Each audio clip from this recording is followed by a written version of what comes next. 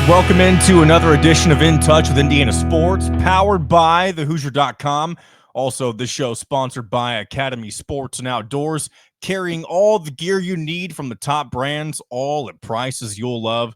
We'll tell you more about Academy Sports and Outdoors later on in the show. Happy Tuesday. For those of you who did not get the memo last week, obviously last week's show was released on a Tuesday with it being Labor Day, but every subsequent show, at least for the time being, is also going to be released on Tuesdays. It just makes it easier because by the time we get to Tuesday, you've had pretty much all of the weekend activities from college football, the NFL, wrapped up. Now, of course, I am recording this on a Monday afternoon and evening, so I won't have any reaction to what happened on Monday Night Football between the Vikings and the Bears. But pretty much everything else we can react to in some way, shape, or form. So welcome into today's show. Hopefully you enjoyed your weekend, whether you were taking in some football or not. I'm sure plenty of you were watching the Hoosiers as they advanced to 2-0 with a 56-9 victory over the Kennesaw State Owls. And it's about that game itself was about everything you could have hoped for and expected from Indiana after a somewhat disappointing week one result. I mean, the result itself, getting the win against Old Dominion, wasn't, upsetting, but the way that things played out, you had the couple of long touchdown runs. You weren't able to punch it in the end zone a few extra times. There were some question marks heading into week two. And it feels like Indiana, Curt Cignetti, had his team a whole lot more prepared to, execute the way that we were used to seeing them do so last year. And I think a lot of fans are feeling a much better about where the team currently stands heading into week three. And they'll take on the Indiana State Sycamores in the infamous FCS week. And it's you all, for those who have been with the show since we began a little over a year ago, I'm sure I've had several rants or discussions, whatever you want to call them, about how much I dislike FCS week. I understand, it's a check for the smaller schools, especially when you're playing somebody in state like Indiana State, of course, and from Terre Haute. So it's good from that regard, but you don't really learn a whole lot about your team in these types of scenarios, especially now we're in year two. Last year, your FCS opponent, Western Illinois, that was where Indiana put up big-time numbers, set some offensive records. It kind of inflated a lot of things. And, of course, looking back on the season as a whole, everything was justified. Like, it wasn't a fluke, that they had a game in the manner in which they did last year against Western Illinois. But I would say that you're likely going to expect something similar. One of the biggest things that I hope for in games like this, especially when you have a team that can compete, for a college football playoff spot like we think this Indiana team could once again, you just hope everybody comes out of this game healthy. Whether they're an important piece or a depth piece, it doesn't matter who it is. You don't want to sustain any significant injuries in games like this. Now, to come out of an entire game without any sort of injury it can be pretty rare no matter who the opponent is. You just hope that you don't have anything that is long-term or season-ending, that sort of thing. So the biggest thing we can hope for, obviously you want Indiana to continue to look good and build upon what they've established the first couple of weeks, but you just want everybody to stay healthy, especially with the big-time opponent in the currently 9th-ranked Illinois Fighting Illini coming to town next Saturday. And we now know that game will be in prime time on NBC. So lots to be excited about for that game. But back to Indiana State, an FCS week. For those who have not heard me discuss what I wish they would do with this in the future, and I don't know if they'll ever do something like this, but I think this is the ideal way to kind of change what you do with the FCS scheduling, by the way. And of course, now that we know that the SEC beginning in 2026, they're going to a 9-game conference schedule like the Big Ten, but they're also requiring that they play an additional Power 4 opponent as one of their 3 non-conference games. Now, if the Big Ten moves in a similar way, or the exact same way, I should say, then maybe I understand why you would keep the FCS opponent on the schedule, because 10 Power 4 opponents with the 9-game conference schedule, you want to make sure you have some built-in wins. And the FCS week it's exactly that. It's a built-in win for 95% of the programs that play in them. Now, if you're playing a perennial power of the FCS, like North Dakota State, something like that, that could be a different story, especially if you're one of the bottom feeder programs in one of the power conferences. Or even if you're, in CUSA, the MAC, that sort of thing. North Dakota State they should be in the FBS, but they're one of those programs that enjoys being where they're at because they've been so dominant that when they make that jump to the FBS, they know they won't be able to sniff a national championship anymore. So I kind of understand the thought process in staying behind. But at the same time, with NIL and that sort of thing, it's going to be much more difficult to sustain that level of success. So either way, I'm getting off topic. One thing that I wish the FCS or wish college football would do with FCS week, do one of two things. You move, instead of doing spring games, you play an FCS opponent, maybe in a not so official way, in an exhibition in place of the spring game. Now, of course, you don't want to, like we've talked about earlier, you don't want to get anybody hurt. So maybe that would be the biggest drawback from doing something like that. But the other option is you have a preseason week in college football. You don't have to do 3 preseason weeks like the NFL does. I guess I understand why they do that. You want to get some of your new guys some reps, some of your depth pieces, some extra games to play in because they otherwise won't be seeing the field. But in college football, you can do something similar. You can play an FCS opponent in a game that doesn't matter before you get the rest of the season underway. Again, you want to get your new guys some reps, some of your 2s and 3s, some reps, that sort of thing. And maybe that's the ideal way. That way you eliminate what can be seen as kind of a pointless week of football. And I still enjoy watching the game. It's just, it's not always exciting. And it's one of those things where it's almost more frustrating when you don't dominate in these types of games because that's the expectation. If Indiana comes out on Friday night and they don't they don't execute like they did against Kennesaw State, for example, then you're left frustrated going into a very pivotal week 4 matchup against Illinois. So I highly doubt that that's what takes place, but the expectation is so high to be extremely dominant that you can be very easily disappointed with games like this. So that's my thought on FCS week for college football. But thankfully, you only get one of these per year, and I'm glad it's on a Friday as well. You can go ahead and knock it out, get it over with, and then you have the rest of the college football slate on Saturday. So, and also, by the way, I think I'm going to be attending this game. This will be the first time potentially that I've been to Memorial Stadium since Curt Cignetti's been head coach. So I'm looking forward to hopefully being up in Bloomington this weekend. So with that being said, we got a couple of guests coming on today, and more than just one. We got Mitchell Paige, our weekly segment with him, recapping everything that took place last week. We've also got Derrick Jackson, former defensive back from the Bill Mallory era of Indiana football. So excited to have him on for the first time in a while. So we'll go ahead and get into those segments here in just a moment. But before that, real quick, I want to tell you about Rhoback Activewear. There is only one way to describe Rhoback: best fit and best feel. For those who aren't familiar, they are completely changing the game with their incredibly comfortable activewear. Rhoback has released so many items within their new licensed game day collection with novel polo designs and clean hoodie and quarter zips for some of your favorite schools, of course, ours being the Indiana Hoosiers. It's definitely worth checking out. Nobody else on the market is pairing these level of custom designs with this quality of activewear. Rhoback's everyday shorts or their Delta Performance pants are the perfect pairing as well. They're both super comfortable, have an elastic waistband, and great fabric that is made to have the appearance of a nice short look, but the comfort for a day on the move. Rhoback has also been proudly leading the NIL charge, having signed partnerships with multiple college football stars, past and present, and are becoming the go-to brand for college athletes across the country.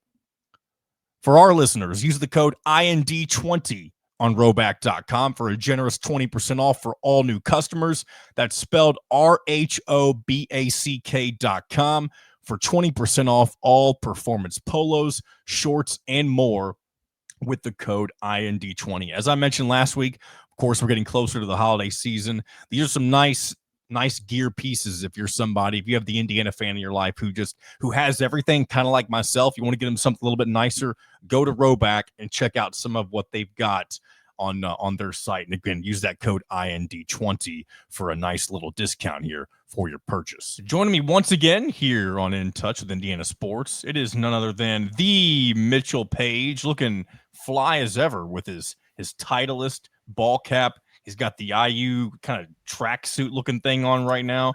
We're feeling good after a big week 2 W against Kennesaw State, are we not? Yeah, felt like we kind of got back on track. Not that we were, I think I was in the minority thinking we weren't off track in the first week, and it was more of a physicality, tone setter kind of week. Dominated the same way on the stat line that we did in week 2, in week 1, but for it to manifest itself on the scoreboard was a nice springboard, I guess. It almost feels like a carbon copy of what we talked about at one point during last week's show, which is that the improvement, and in this case, really the execution for Indiana from week 1 to week 2 was about as big of a jump as you could have imagined, I feel like, with this team. See, again, I'm in the minority. I didn't think the execution was poor. If you were, and I think I've watched maybe 1 or 2 of the drives. I didn't watch all of them from last week, but we were outnumbered in the box, and every play was a design run right up the middle. It felt just so much like a challenge from the head coach to the offensive line to say, if you guys want to be as good as you can be, this is where we have to get better. We got bullied by Notre Dame, bullied by Ohio State at the point of attack. I don't care if Old Dominion puts 15 guys in the box. Figure it out. And this week you saw Kennesaw State do similar things, and you've got some wrinkles now. You've got the motion quick out to Elijah Surratt that is uncoverable. You've got quarterback moving around a little bit. And when you do those different things, the defense isn't allowed to put that many guys in the box, so now you're more effective running the ball. I would guess Cignetti would say the execution was poor, and that's probably where all this comes from. But to me, it just felt like this is more realistic offense that you're going to play later in the season. And yeah, it resulted in a lot more points. I think they got a lot more in the bag as well. It was the performance that I think Indiana needed to put out there. Another thing that I feel like was consistent from week 1 to week 2, running game still really strong. This time your lead rusher is Lee Beebe Jr., the transfer from UAB. He didn't do bad in week 1, but he was definitely, third rung up on the ladder, if you will. I don't even know if that phrase makes sense, behind Roman Hemby and Kalon Black in week 1, whereas he kind of was the main event. And not so much in the sense that the other two were really that far behind him. It's just that Indiana, and this really dates back to last year too, they're sometimes a 2 or 3 headed monster when it comes to their rushing attack. And I'm sure that's by design, but it's not very often that any team can have really 3 capable running backs. And I'm sure a lot of that is thanks to how good the offensive line's still able to do. Absolutely. It feels like we're going to get 3 or 4 games that Roman Hemby's the guy, a couple games where Kalon Black's the guy, and a couple games where Lee Beebe's the guy. Whoever's kind of running hard in the hot hand, roll with them.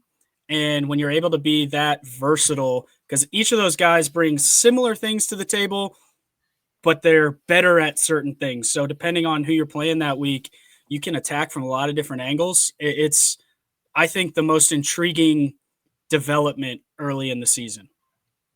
Looking at the quarterback position now, first of all, both Mendoza's getting the game. I guess we can go ahead and address that. I did not realize that this is apparently the first time in the history of college football, at least I guess Division I college football, where you have 2 brothers play in the same game and also throw a touchdown in the same game. Was that the stat that it was, or was it without the touchdowns? Maybe I'm getting that. Maybe I'm butchering that in some way, shape, or form. I think it had something to do with the touchdowns. It was either the first time ever, the first time in a long time. My first thought, maybe it's because I'm a new dad, but how proud must their dad be? Oh my gosh. I can't imagine after everything, they're all changed. They come out of the locker room. The parents are all sitting on the field waiting for the players to come out. I mean, their dad just had to be beaming ear to ear, could not wait to just give them both a huge hug. Like, that is so cool. And not only that, Alberto is somebody who he was already on he was already in the quarterback's room last year, a couple of spots behind, of course, Rourke and Taven Jackson.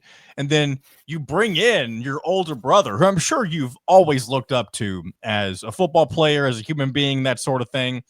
As a younger brother, that has to be cool, but also it has to be kind of maybe humbling in a sense to know that it's still not quite your time.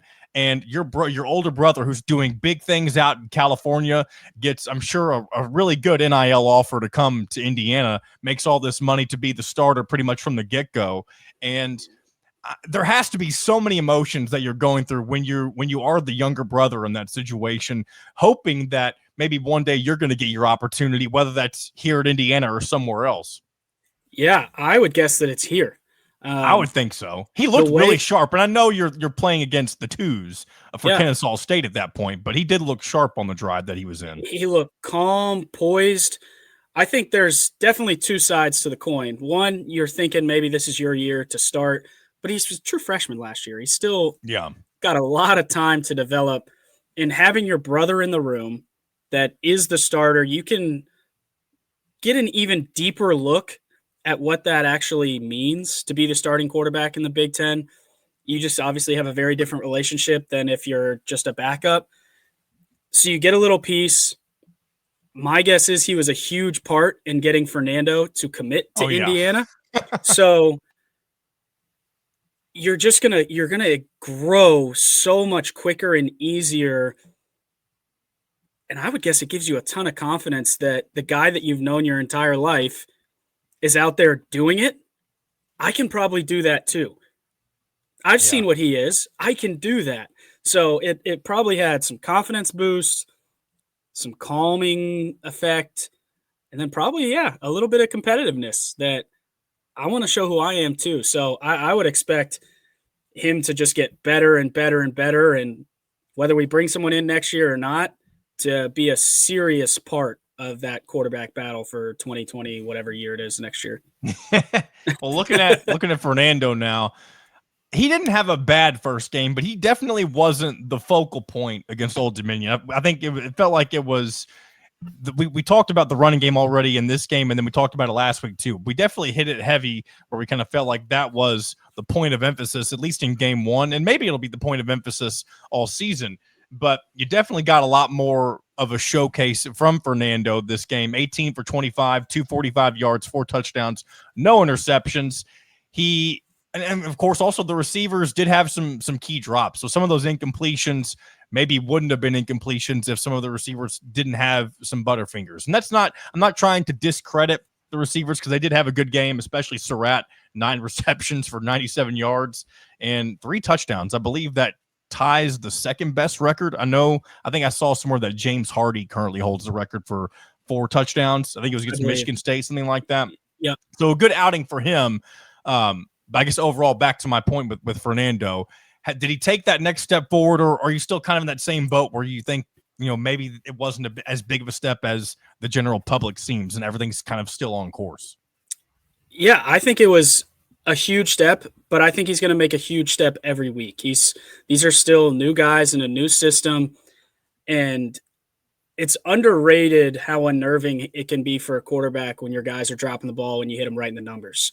I would say the only concern, and concern is not the right word, disappointing thing of the weekend was some of your key guys getting hit in the chest with the ball and not coming up with it. And there were some competitive plays for sure, but something that you want to nip in the bud as quick as possible. I think Indiana was as good as anybody in America last year in 50-50 plays, competitive plays at wide receiver, just going up and getting it. And you saw Surratt do that a couple times. Omar Cooper's had a couple of them, but he's also had some drops.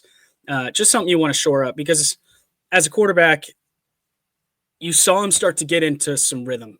A lot of those 3-step drop out routes to the field that are long throws were right on the money. Those are just rhythm. And the fastest way to kill rhythm is a drop. even faster than a penalty, it feels like. Yeah. So for him to be able to refocus, get back into gear the way that he did, I thought was extremely impressive. And I don't know that we'll see full air raid against Indiana State, but I would say that he's starting to find some rhythm, and that's a big step. And I guess since you already mentioned Indiana State, that game coming up next on a Friday night. And by the way, I'll start off saying this. I'm very glad that that game is on a Friday night because, of course, anytime you're playing an FCS opponent, it's pretty underwhelming. It's one of those games where you just want to make sure everybody comes out healthy. You don't want to find yourself in a tight game midway through the third quarter, which I don't expect that in the slightest form, especially after what Indiana did to the Sycamores last year. But it's good that this game is isolated going, kind of early on into the college football weekend, because the spotlight, maybe that's not the best way to say it either, but anytime you're playing in a weekday game or a game that's not Saturday, there's the people who are, I guess you can call them the sickos committee, those who just want to take in whatever college football game you got on.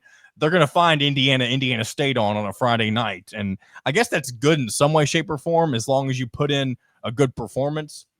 But either way, it's never anything that people, at least fans on one hand, get super excited about playing it in, I feel like. It's tough. We've talked, I feel like over the last couple of years, a lot about Tom Allen, good and bad.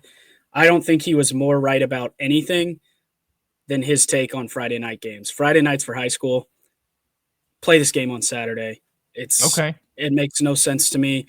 Played on Thursday, cool. Friday night, it's the fastest way when you're already fighting attendance. And not fighting attendance isn't the right way to say it. I thought the crowd was generally pretty good last week, but you're trying to continue to build the momentum, especially going into Illinois. You're just putting yourself behind the eight ball scheduling this on a Friday against an FCS team when pretty much I think scheduling on a Friday, I think that's up to the conference. I think it's not Indiana. It's not Indiana.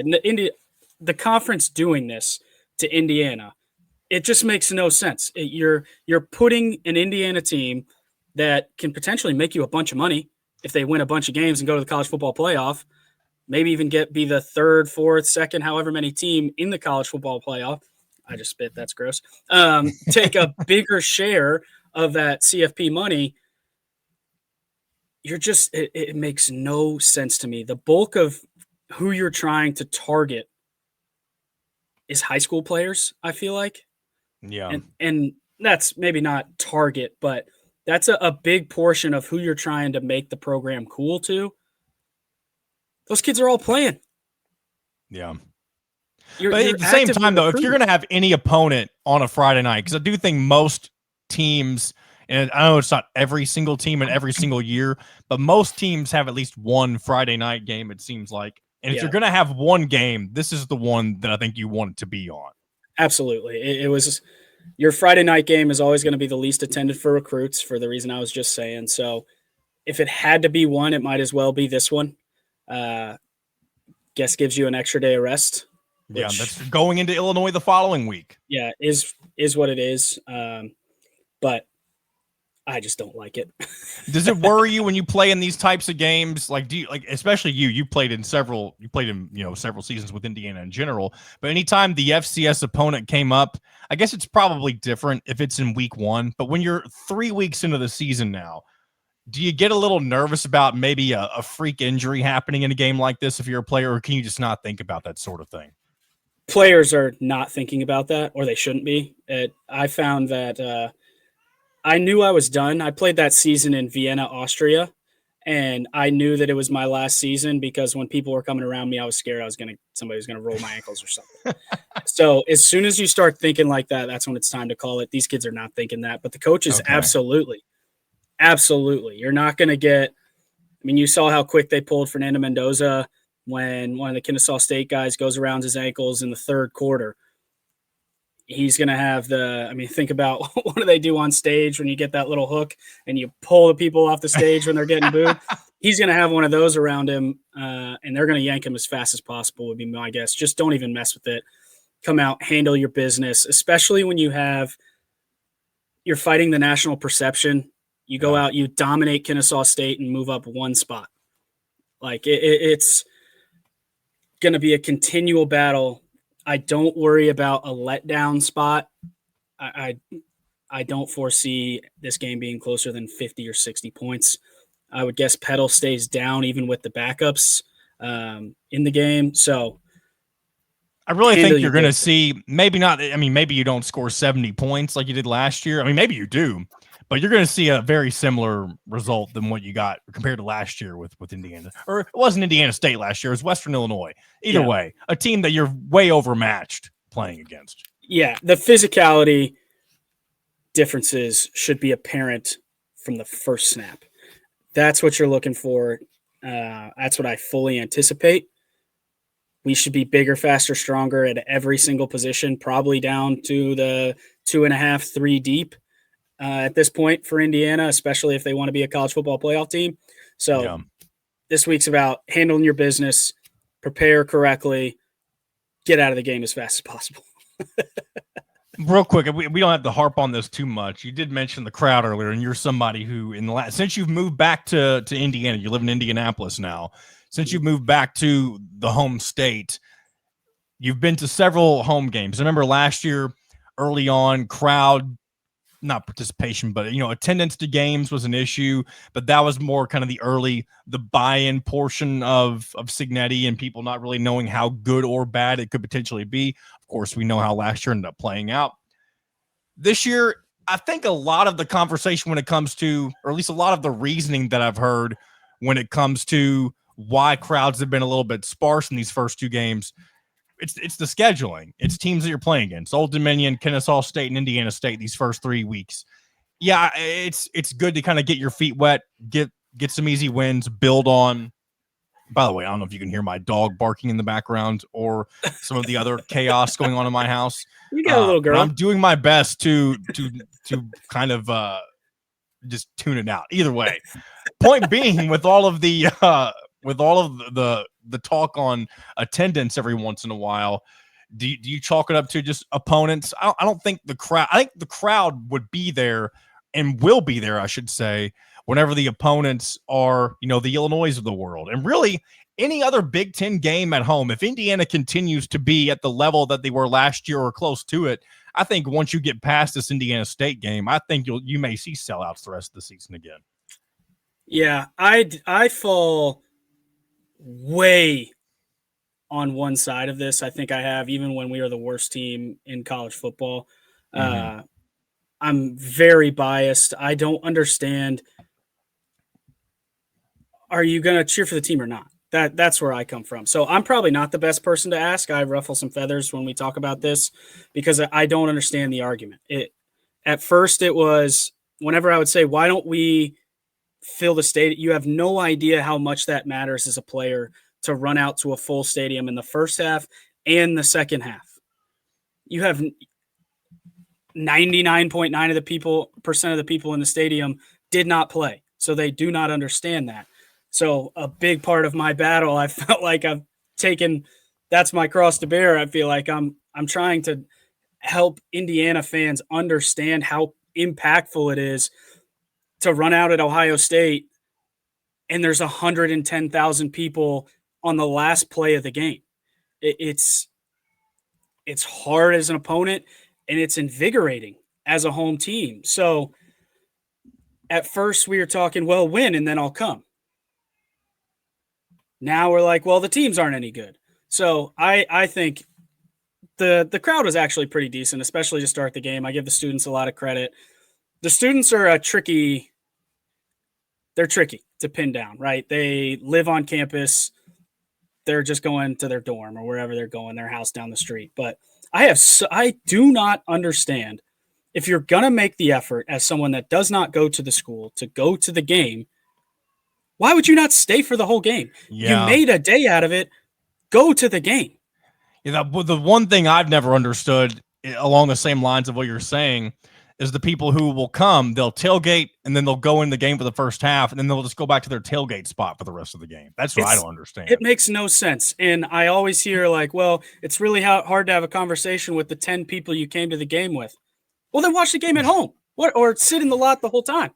What are you doing? It makes what a weird culture Indiana football is. Like, let's just sit and have a conversation in the stands. And not watch the game. I had a couple conversations about this on Saturday, so that's why I'm a little bit agitated about it. It just feels like they're moving the goalpost. It's time for fans to take some responsibility for Indiana football. We have been treated to a coach and players that don't care, that go and do their business no matter what. They didn't need us. We helped them, absolutely, but they didn't need us to kickstart this. It's time for us to take some responsibility. We don't do anything. And the last thing you want to hear is help them win. Let's say you get to the end of the season and Cignetti's had another wonderful year with Indiana. The last thing you want to hear is fans of one of the elite programs. Let's just throw Florida in there because last year Florida came up a bunch, and I'm sure they'll come up again, especially after what happened against South Florida this past weekend with them. If why am I blanking Billy on Florida's Napier. head coach's name? Billy Napier. If he ends up getting let go, Florida fans will clamor, oh, well, Indiana doesn't deserve somebody like Curt Cignetti because they don't care about football on the same level that we do. That's an argument that, while unfortunate, is probably true. Or do you think it's just the fact that, I mean, I don't want to keep spinning in circles here, but is there more to it than just that? No, it's Indiana fans, the core Indiana football diehards that have been here through the worst. They get it. They're in the stands. And 3 years ago, if last week was happening or against Kennesaw State was happening, that stadium would have been empty by halfway through the third quarter. And it was still 50, 60, 70% full. So I'm by no way saying that it was a bad crowd. They were loud. Okay, it was a good crowd. And I get the argument. It's not Ohio State. Okay. Indiana hasn't had a team this good in ever. Why would you miss an opportunity to watch every second of it if you're going to call yourself a fan? It just does. I cannot make that connect. I had my 1-year-old in the game in the heat. I just cannot sharing the moments with her. Like, this is who knows how long this lasts, hopefully forever. But in anything, it's magical what's happening for Indiana football right now. The fact that we even get to talk about we only went one spot up in the polls in the second week of the season, and we just beat a team 56-9 or whatever it was. We've got a top 10 team coming in 2 weeks that we think we're going to beat. Those conversations have never happened before. So I just have a hard time accepting any of the arguments that I've heard for why you would not stay if you came in the first place. Let's end this week's segment on a positive note. Who is, of all of the new players that Indiana has this year, I'm not just talking freshmen, anybody that wasn't on the team last year, it can be offense, defense, even special teams. Who is kind of your who I don't want to say your favorite new player, but who's impressed you so far that's new to the team? Yeah, you got to start with Mendoza, but that's the easy answer, so I'm not going to say him. I'm going to say someone that I hope we get to see for the rest of the year, and I think we'll find out pretty quick if we will. Lewis Moore is fantastic. And he's a new but not new player. He is all over the field, making tackles, in coverage. He's phenomenal, and he's poised. He's been a pleasure to watch, and I'm fingers crossing for – I think they've got the hearing this week, so we should find out. I'm surprised he's allowed to play. I thought that was all settled. It's not taken care of? Nope. No. That's strange. They got some, like, push or something. I don't know. Makes no sense to me, but hoping he gets to play because he's been a joy. Well, Mitchell, you've been a joy as always, and hopefully, we'll continue to have positive things to talk about with Indiana football. I hate having the dumb stadium being filled conversation once every year. It does kind of feel like that this is an annual thing that we do. Maybe this is something that hopefully time will eventually solve that problem if things continue down the trajectory that they're going on with Cignetti. But trust me, I'm tired of talking about it too. Trust me. Yeah. But either way, it's been a joy having you on once again, and hopefully we continue to have good things to talk about throughout the rest of the season. go get 3-0, baby. A big thanks to Mitchell Paige, as always, and we look forward to having him on again throughout the rest of the season. Before we get to our segment with Derrick Jackson, I want to tell you about our friends with Academy Sports and Outdoors. They carry all the gear you need from the top brands, all at prices you'll love. And now shopping at Academy is more convenient than ever, offering free assembly on in-store purchases of most bikes and grills, plus free and easy curbside pickup on academy.com orders. And then save even more. Open and use an Academy Sports and Outdoors credit card to get 5% off future purchases when you're approved. Save time and money at Academy Sports and Outdoors and have fun out there. Let's welcome in Derrick Jackson for Indiana football, from Indiana football. Joining me now on In Touch with Indiana Sports is former Indiana Hoosiers football defensive back, Derrick Jackson. Welcome back to the show. Glad to have you on. Thank you, John, man. It's good to be back. Good to talk some Indiana football. Lots to talk about. I know it's finally college football season once again. Of course, Indiana had about as much preseason hype as really we can remember. There was maybe a couple of years ago where there was a lot of excitement heading into one of Tom Allen's pivotal years. Unfortunately, that didn't pan out the way fans wanted it to. Whereas this kind of feels like, especially now that we're 2 games in, it feels like we're on track for another good season of Hoosier football. Yeah, it does. And this early in the year, I mean, you expect to see some things that you kind of don't want to see. And the reason why I say that is because you want to get the kinks out. Because if you look down the road, which, you really don't, as a player and as a coach, you don't do, but as people on the outside looking in, we've got some things that we need to eliminate going forward. And I mean, we do look good as a cohesive unit. We look very good. But again, there's some things that we need to work out, but it's a great start to the season. It's a great to have the fans and the student body excited about Indiana football going forward. When you go back to remembering your time as a player, of course, back during the Bill Mallory era, what was always the most exciting thing for you as a brand new season gets underway? A great opportunity to improve or capitalize on the very last football game that we played, be it a bowl game, be it just a regular season opponent. It was always good to see how far you have come to get that 1 to 2% better, to eliminate those mistakes, and to just know that these teams that we're going to play. I mean, you never ever look past any opponent. I don't care where they come from, FCS, Division II, Division III, whatever the case may be, is a great opportunity to show the improvement that you've made over the last few months or so. One thing that you have at least become famous for saying on the shows that I've heard you on, the shows that I've been affiliated with in the last several years, you used to always refer to Indiana football being on the doorstep of dominance. One of my favorite. I always said if you did a podcast, DJ, that would be a great title for it, by the way. And you said instead of no longer being on the doorstep of dominance, you are opening the door to dominate. I don't know what the difference of that is, but can you explain what that means, I guess, from your perspective? Yeah, right now, I mean, over the past few years, we've been setting the tone to be a perennial power within the Big Ten Conference. And then, in the landscape of college football as a whole, okay?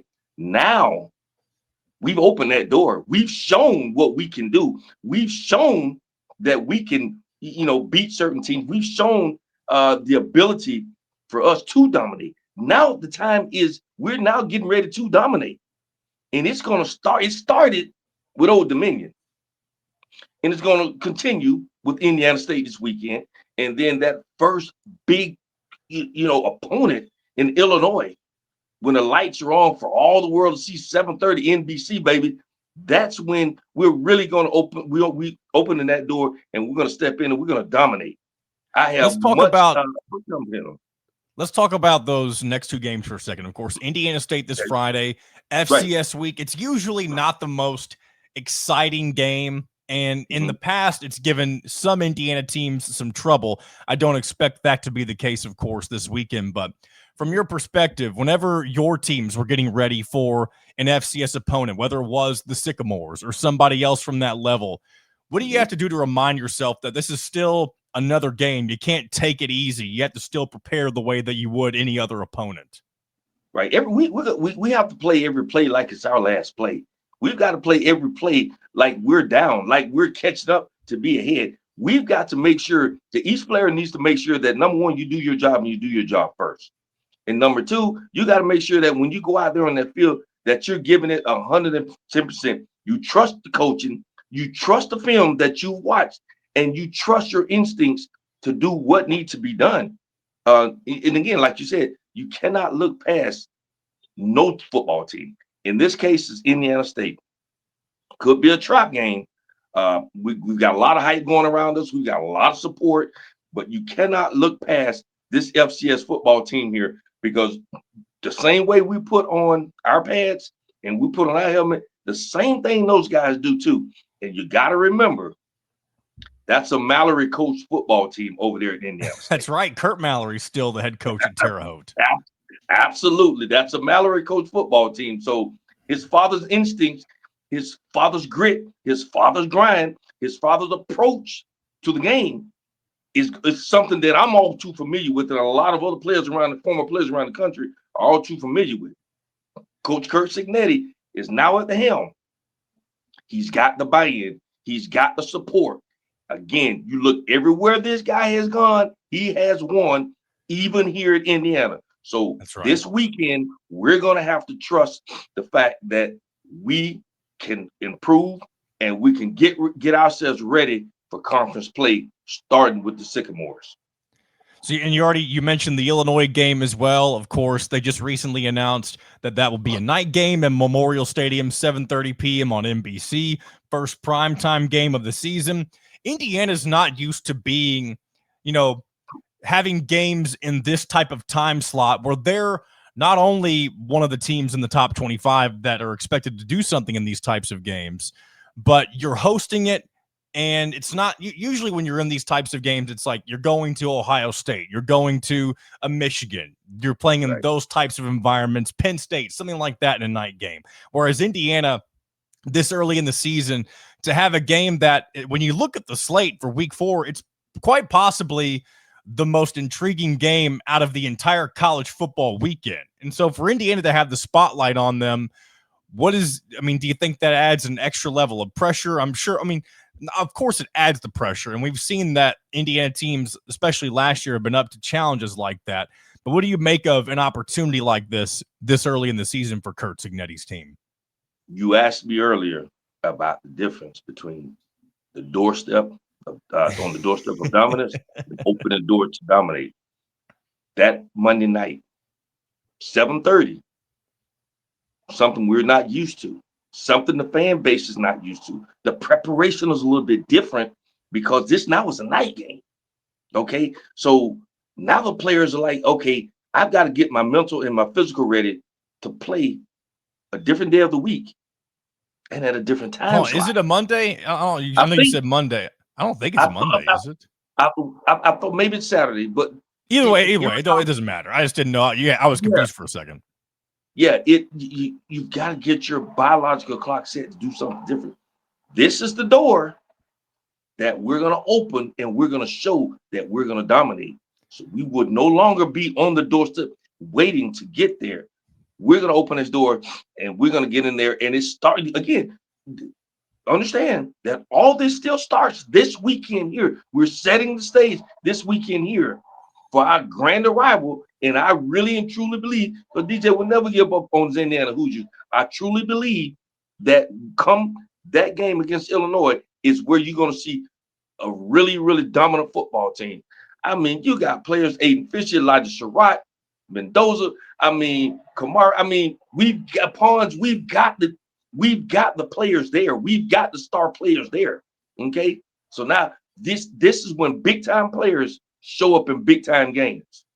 We've mentioned, at least I've mentioned several times as we were getting ready to get the season underway, that the stretch of the schedule that begins with Illinois, you follow that up with Iowa on the road the next week. You have a bye week after that, and then you go on the road to Oregon.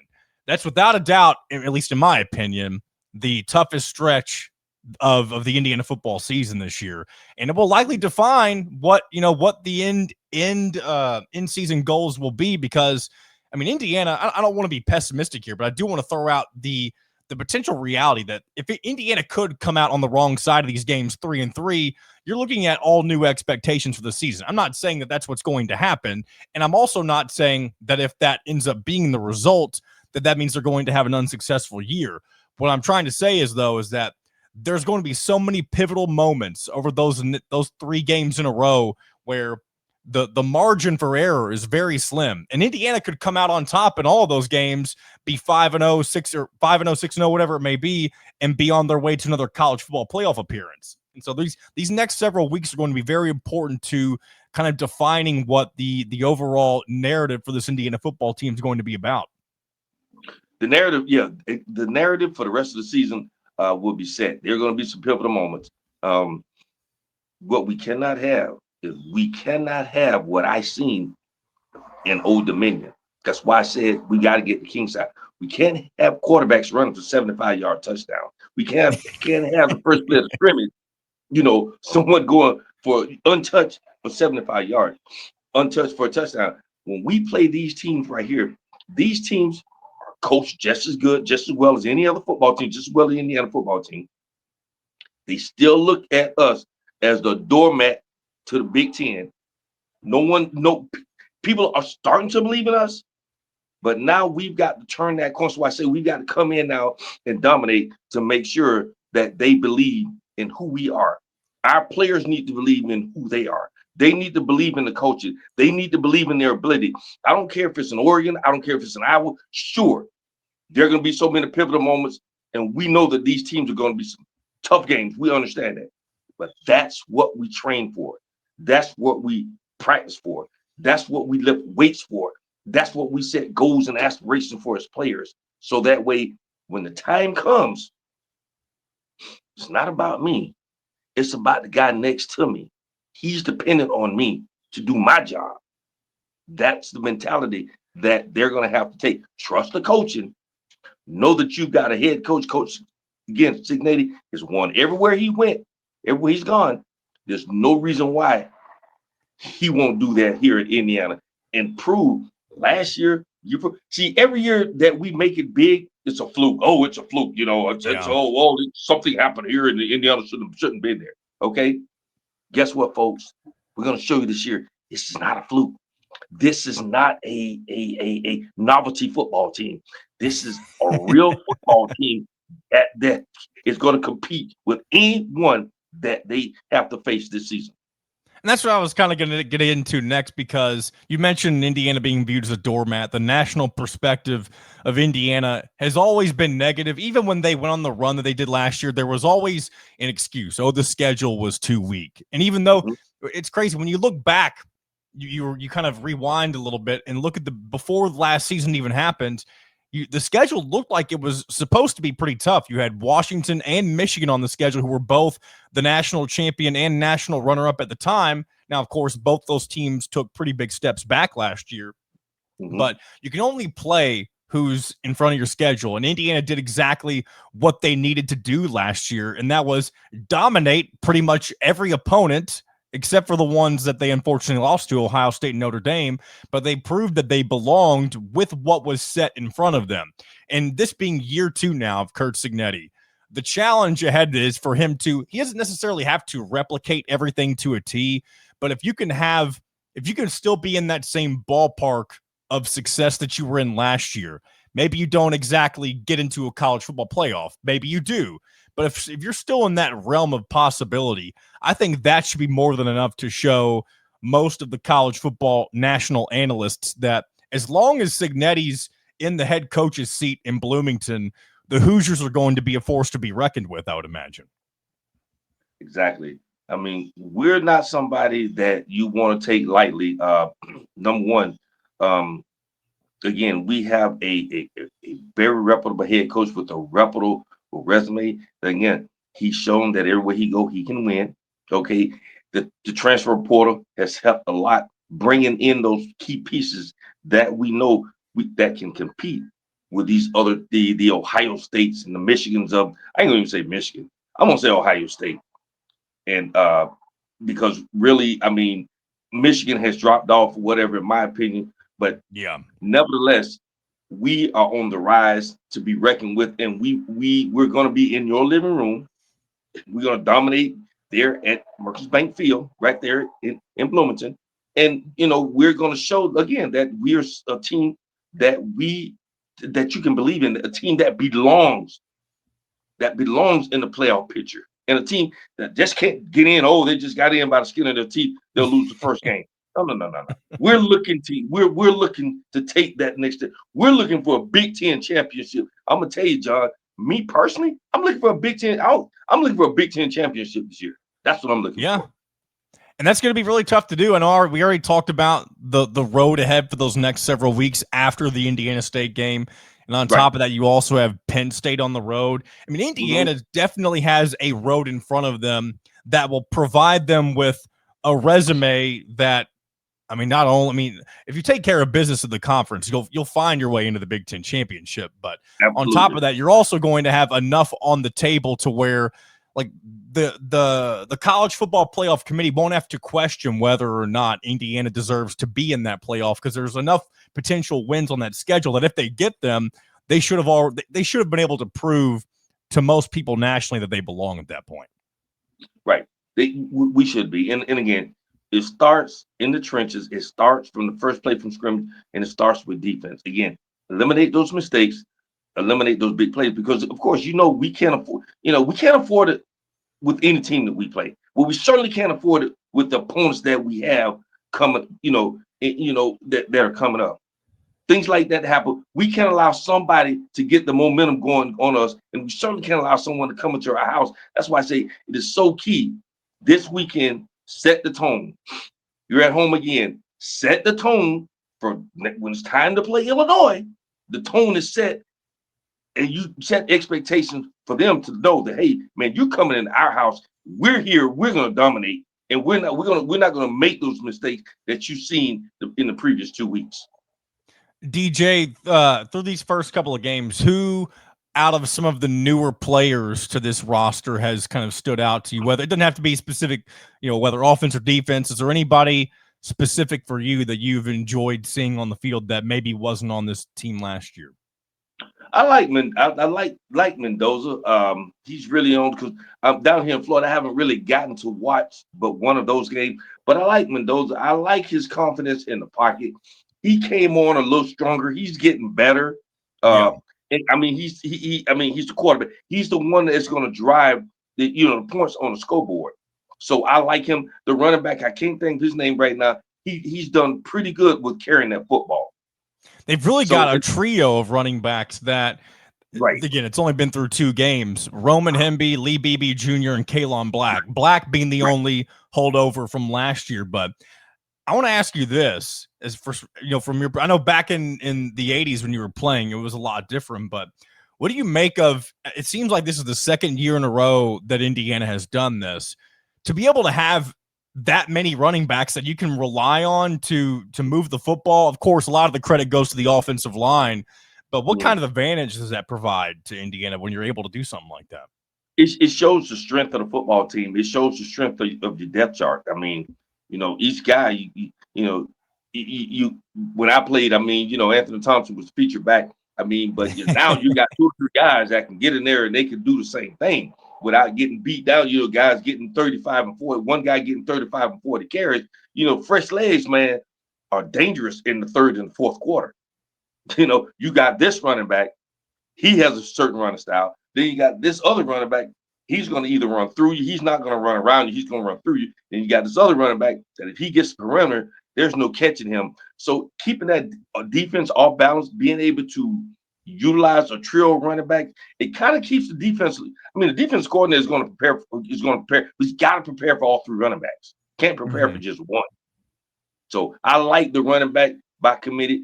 I like the fact that everyone is chipping into the pot and doing what they can to wear the opposing team's defense down so we can get points on the board. Before I let you go, DJ, will you be making your way up to Bloomington for any games? I know you usually make it up to homecoming week. Is that usually what you'll be aiming for this year once again? Absolutely, John. You will know when I'm there. We're going to get together. But It's the October the 18th, the weekend of October the 18th is the weekend. I believe that's when I know Michigan State is the homecoming opponent this year. Michigan State. Yep, I will be there for Michigan State game, brother. I guess real quick, one last thing about Michigan State playing for that old brass spittoon. Is that the most disgusting trophy in college football? What did you ever have the old brass spittoon in your possession when you were with Indiana? Yeah, we got it, I think, once or twice, but yeah, that's really. I'm like, oh, the old we old brass spittoon. Yeah, that's what we called it, man. I mean, it was fun, but it was like gross. You're right about that, man. What about you know what? I don't have I might have to show you this after I cut the segment, but I've got a replica Old Oaken bucket that I received for Christmas last year. And I think it's one of the Old Oaken bucket is one of the coolest trophies. It's the opposite of the spittoon. One of the coolest trophies in college football, of course, between Hoosiers and Boilermakers. But DJ, I'm gonna let you go. We'll definitely do this later on again in the season. We'll kind of evaluate where the Hoosiers are. Hopefully, a lot of good things. Hopefully, we'll have a lot of good things to talk about. But until then, good luck to the Hoosiers this season. John, thanks a lot, man. Look forward to seeing you, and I'll be in touch. I'll let you know when I arrive, so we can probably get together, eat some wings or something, man. A big thanks to DJ for coming on. We'll check in with him later on in the season. Hopefully, we'll have some, continue to have some positive things to say about Indiana football. And I'm sure for somebody like him, who was he was formerly a member of what was likely seen as the most successful era of Indiana football. And now that could be changing depending on how long the success goes on for Curt Cignetti being in Bloomington. So I'm sure that's exciting for DJ to see. All right, let's talk a little bit of NFL. Of course, NFL Week 1 kicked off over the weekend. A lot of exciting matchups. Of course, starting with Thursday night, you had Eagles Cowboys. Of course, even as things were getting underway, you had the Jalen Carter, Dak Prescott little scuffle. And I'm not saying that as a good thing. It's just crazy how that sort of thing happens in the first game of the season. So reigning Super Bowl champions defend their crown going 1-0. I mean, it's not like they're defending their Super Bowl title, but they follow that up to start 1-0 against America's team, the Cowboys. And then on Friday night, the beloved Chiefs. I mean, for many people, my wife included, she does not like the Chiefs. She said it felt like Christmas morning waking up on Saturday to see that the Chiefs had lost their opening game against the Chargers down in Brazil. They lost 27-21. So not a hot start for Mahomes and company. You also had the play where Travis Kelce and Xavier Worthy run into each other, and then Worthy ends up being out for basically the entire game. So not a good start for Kansas City. And then the whole, I guess, first weekend slate. A lot of stuff going on. We'll start with who many of you, I'm sure, care about, and that's the Indianapolis Colts. I don't think you could have had a more surprising result at Lucas Oil Stadium. I'll go ahead and say this real quick. We were watching this game closely, not necessarily for the Colts' sake, but we have some Miami Dolphins fans in my family, and they were, of course, disappointed by the result. But I'm sure Colts fans were very excited and probably very surprised at the fact that they were able to finally snap their, 13-year-long streak of not winning a season opener. So the Colts moved to 1-0 after a 33-8 drubbing of the Dolphins. And I guess I'll start off with this. First of all, from the Dolphins' perspective, this might be a hot take, but I think they need to bench Tua Tagovailoa. And it's not because I think he's a bad quarterback. I just think throughout all of the injuries that he suffered, especially those of the concussion protocol, whatever you want to call it, I'm positive that has greatly affected his entire football playing ability. And again, that doesn't mean that he doesn't have the talent. I just think it's going to be tough to him to get back to the level at which he aspires to be at. And that's unfortunate for him, but I think the Dolphins would benefit greatly from moving on and trying out somebody else. And then Zach Wilson did take some snaps in that game. And I'm sure Tua will get some chances over the next couple of weeks. But if they get blown out the way that they did, I can't imagine that Tua will be the starting quarterback for much longer down in Miami. But let's look at the Colts' perspective. I said last week that if Indianapolis was going to have any hope this season, you had to find a way to get the win. And that's exactly what they did. They did it in convincing fashion as well. Daniel Jones looked about as good as he could have. He had a couple of rushing touchdowns. I believe a passing touchdown as well. Jonathan Taylor looked really strong. The offensive line in general looked really well. And, I mean, you had a couple of turnovers on defense. I don't think you could be much happier with the type of week one result that the Colts got over the weekend. And I don't think anybody else could have been more surprised. I think a lot of people thought Daniel Jones was just going to quietly retire in Indianapolis and maybe not do a whole lot. But it was the exact opposite. The Colts, going into the rest of their season, now have a little bit of life to speak of. And I don't know how realistic it is that the Colts can make a push for the playoffs, but why can't they? It's like I said last week. Bad teams don't know they're bad. And therefore, if we're being upfront about it, you don't really know who the bad teams are. All you have is speculation from the preseason based on what happened, last year and the roster that's set in front of you. I guarantee you there's not a single person that, I mean, maybe you predicted the Colts to win, but I don't think anybody thought they would have dominated the Dolphins in the manner in which they did. 33-8. Now you got the Denver Broncos this upcoming week. It's also at home. Broncos got to win against division rival, Colts division rival, I should say, the Titans. But this is a Broncos team that I think is very beatable. Bo Nix, he's good, but he's not next level good like a Josh Allen or Lamar Jackson, that sort of thing. And with the Colts riding the momentum that they have, I think this is another good opportunity to, again, stay on the right foot before you get into your first divisional opponent of the year, the aforementioned Tennessee Titans on the road. The Colts could very well start off 3-0. I'm not saying they're going to, but they definitely have the ability to get off to a hot start like that. And if you do that, if you're Indianapolis, you can very much change the narrative and expectation on where people thought things were headed. Because, of course, and I fit into this category as well, I kind of thought the Colts were ready to tank and move forward. But maybe they can have a little bit of life with Daniel Jones. We'll have to see how things play out for them as the season moves forward. But elsewhere in the NFL, I guess staying within the division real quick, Jaguars got a 26-10 win over the Panthers. Good win for them. Travis Hunter, I don't know exactly what he did in that game. I didn't watch that super closely. I did, however, I had a 3-leg parlay. This is my first parlay hit of the season. I had Jags minus 3.5. Of course, they easily took care of that by beating the Panthers 26-10. I also had Titans plus 8.5. They barely got that for me, but it did hit, losing only by 8 points to the Broncos. And then I took Bills money line, and we'll get to that Bills-Ravens game here in just a moment.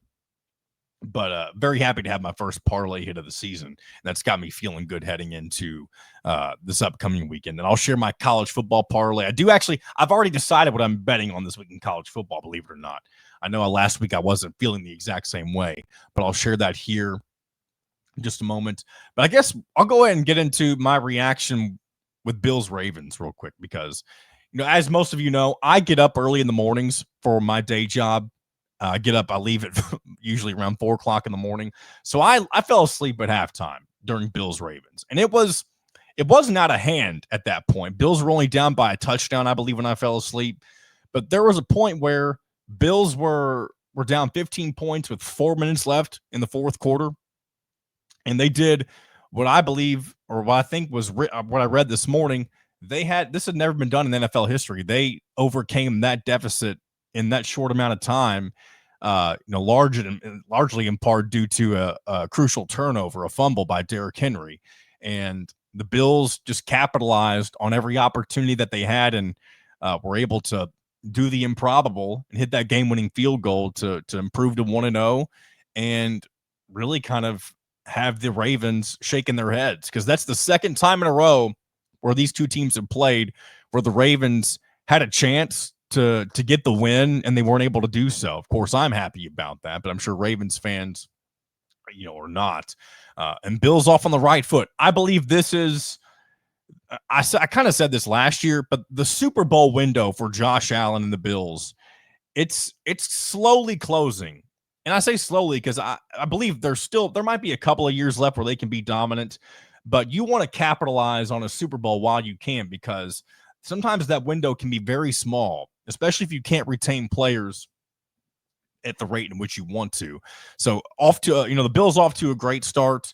And against, I mean, really both of those teams are Super Bowl caliber. You may even have the two best teams in the AFC right there with Baltimore and Buffalo. So we'll have to wait and see what happens. And of course, I don't have any reaction to Vikings Bears because I'm recording this before that game takes place. So I'm not going to talk much more about that. But that's your week 1 in the NFL. Very fun week of football. And we'll go ahead and put the finishing touches on this show with a few quick things. I'll go ahead and share my college football parlay for the week. It's all Big Ten related. And I'm going with heavy favorites here. Starting with Oregon. They're minus 27.5 point favorites against the Wildcats. I don't think Northwestern is very good at all. And I think Oregon, after seeing what they did to Oklahoma State last week, defeated them 69-3.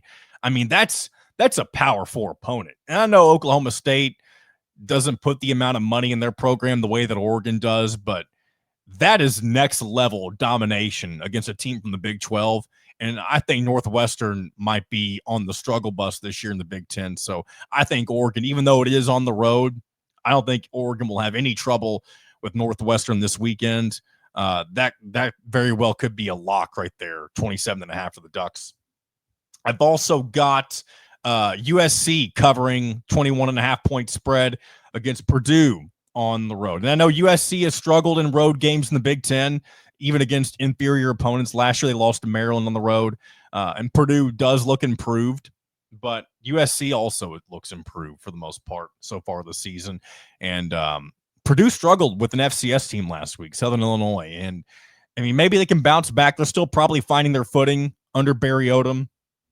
But I think I'm confident in thinking that USC can win by more than 3 touchdowns. And then finally, and I was actually hesitant, or not hesitant, I was curious. I noticed the spread had gone down since I had taken Ohio State to cover. I think it was 35.5 points. It's now down to 32.5. And I was like, why are people choosing Ohio to cover? I failed to realize that Ohio had just recently defeated West Virginia. And again, I don't know how good or bad West Virginia is, so I'm not really worried about taking that one too early. Ohio State just defeated Grambling State 70-0. Yes, it's an FCS opponent, but that's dominance at its finest. And they also just defeated before that the original number 1 team in the country, the Texas Longhorns. So I think Ohio State will be just fine against Ohio. And maybe Ohio will be having big heads riding high a little bit after that win on the road against West Virginia. So maybe they'll come out not lackadaisical, but Ohio State's still, they're gonna want to show that they're the best team in the country, if not one of the best teams in the country. So I think they'll cover that 5 touchdown spread. But we'll have to wait and see. So those are my picks of the week in college football. Feel free to tail me. Feel free to not tail me, fade me, as they say. And we'll go ahead and move forward for our final segment of the day, our non-revenue sports shout-outs. Indiana men's soccer, I didn't realize that they were, I think now they're the number 3 team in the country. And it makes sense. They've beaten some really good teams already. But they're still unbeaten on the year. Since we last checked in, they defeated number 15 St. Louis 1-0. They've also went on the road at Notre Dame, also winning that game 1-0. They'll be back this Saturday at Bill Armstrong Stadium, entering conference play for the first time against the Michigan Wolverines, that game on Big Ten Plus. So shout out to Todd Yeagley and company. They have not won a national championship in a while. It's been 13 years. They've had plenty of opportunities since then, but maybe this will be the year that they can get it done. Moving on to women's soccer. After a hot start, they had a couple of losses, but since then they've bounced back with a draw over number 24 Xavier at home, 2-2. And they also followed that up with a 1-0 victory over Ohio at Armstrong Stadium. They'll be back in action this Friday against Illinois on the road, beginning their conference slate, much like the men's side of things. So hopefully they can continue their winning ways for Indiana women's soccer. And then finally, women's volleyball. They are still undefeated on the year, 5-0. After participating in the Indiana Invitational, of course, their host invitational. They took down SEMO 3-0, Northern Kentucky 3-0, and then Western Michigan 3-0. So and then dating back to their game with VCU in the Canes Classic, they have 4 sweeps in a row. So shout out to Indiana women's volleyball as they're off to a hot start for the season. This week they'll be at the Rambler Invitational, hosted by Loyola Chicago, of course, in Chicago, Illinois, for what I believe we got 3 teams in that. Yeah, they'll face Bowling Green this Thursday, the home team Loyola Chicago on Friday, and then Stephen F. Austin on Saturday. Before next week, they'll be traveling down to Bowling Green, my alma mater, WKU, for a couple of matchups. We'll of course stay up to date with that as that progresses. Shout out to Indiana women's volleyball for starting the season 5-0. All right, that's going to wrap it up for today's edition of In Touch with Indiana Sports. Appreciate you guys for following along. We'll be back again next week to react to everything once again that took place with college football, the Indiana Hoosiers, the NFL, the Colts. Glad to see the Colts could be potentially on their way to a better season this year. We'll have to wait and see how things play out. But until then, this has been another edition of In Touch with Indiana Sports, powered by thehoosier.com.